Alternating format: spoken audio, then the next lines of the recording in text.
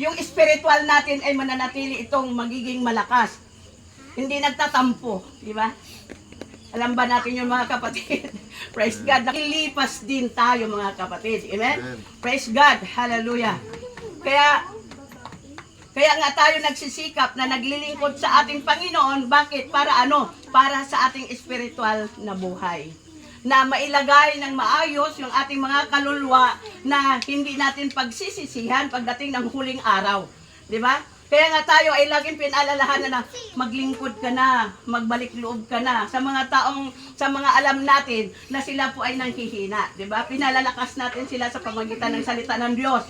Anong sinasabi natin kung minsan, kasama ka sa aming prayer. Di ba? Mahal ka ni Lord.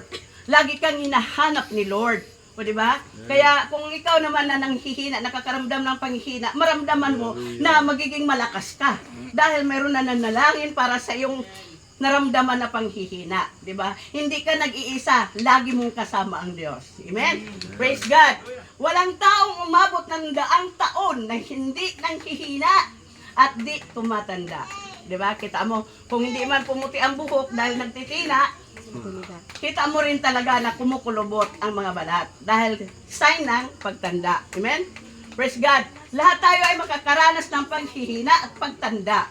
Ngunit ang nais ng Diyos na mangyayari sa kanyang mga lingkod na bagamat tatanda ang kanilang katawang lupa ay mananatili pa rin itong malakas at matatag ang kanilang espiritual na kalagayan.